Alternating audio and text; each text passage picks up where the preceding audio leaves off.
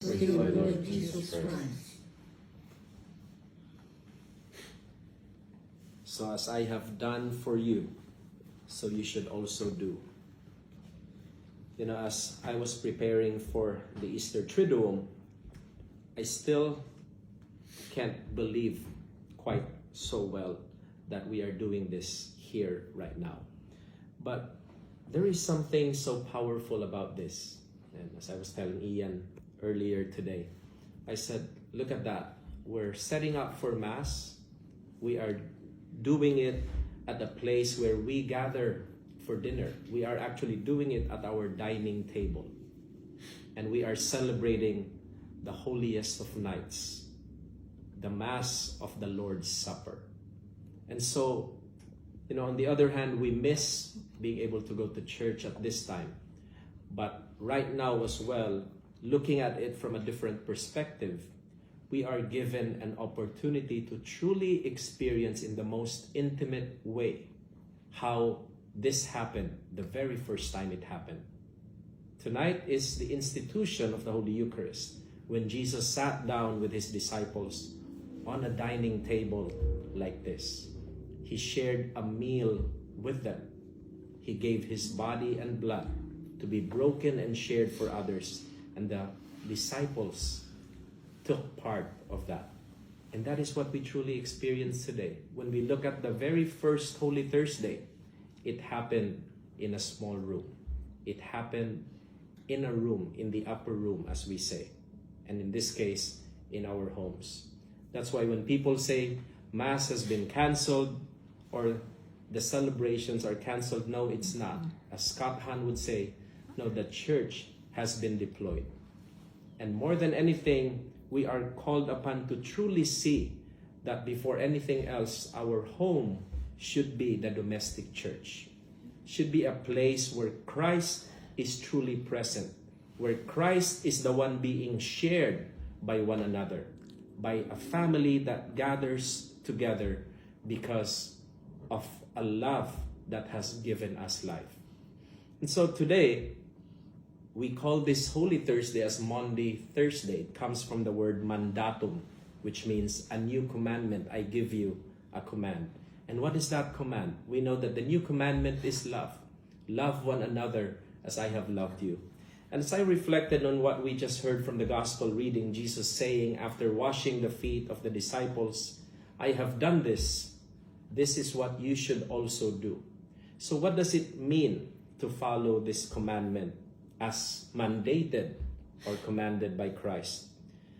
Three things I want to focus on in our reflection for Maundy Thursday. The first thing is the most important thing, that is humility. Saint Teresa of Calcutta would say, the virtue of all virtues, you only need three, and that is humility, humility, humility. If there is no humility, everything else is pointless. Now, I was reading an article earlier by Cardinal Sarah, I believe, and he talks about what this COVID has done to humanity. And he says, you know, what once was the arrogant humanity of this world who would say we have an answer to everything, it only took one microscopic virus to get the world down on its knees. That is truly a humbling experience. It helps us realize that without Christ, we really can do nothing. It reminds us to truly open our eyes and see that we are all in this together. Humility teaches us that there is only one God and we are not Him. And that is, in fact, a blessing that we could learn from this experience, from this pandemic, to truly learn to understand that our lives depend on God. And there is no other time than right now to really get on our knees, beg the Lord to forgive us, to heal us, and to heal our land. And it takes a lot of humility to do that. Jesus, in fact, started it more than anyone. He got down on his knees, washed the feet of his disciples. The master truly became the servant. And that is what we are called to emulate. That as we live our lives, may we truly learn the value of getting down on our knees and understanding who we are and where we place in this world. Second, of course, is love. We cannot talk about humility and other virtues without talking about love. And the very reason why we are able to gather here, celebrate the sacraments, receive the body and blood of Christ, that is because of God's immense love for the world. That the greatest gift He could give us is His only begotten Son. I'm sorry if this would take a little longer, but I can't help but remember the story that Matthew Kelly wrote in his book, Rediscover Catholicism. And it's very interesting to me that the story, which is clearly fiction to illustrate something, almost has become real in what's happening right now. And this is the story of when the world was in a pandemic, like our situation.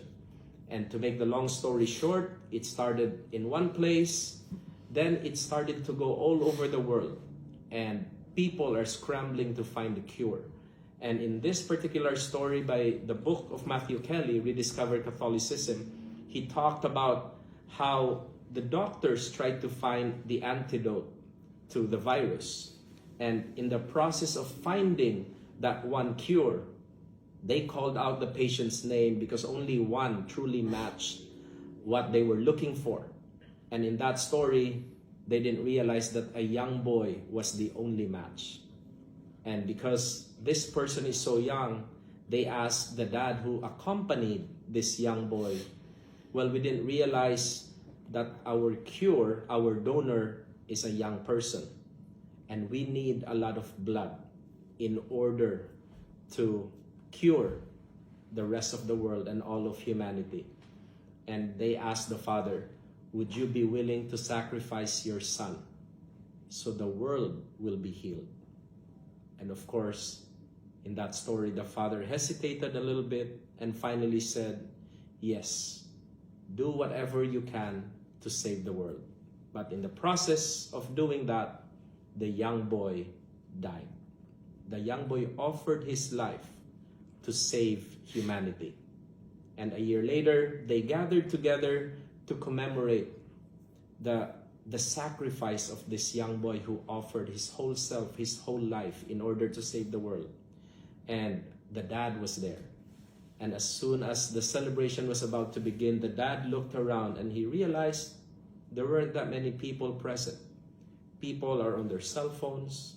They didn't give that much attention to what is happening. Some of them came in late.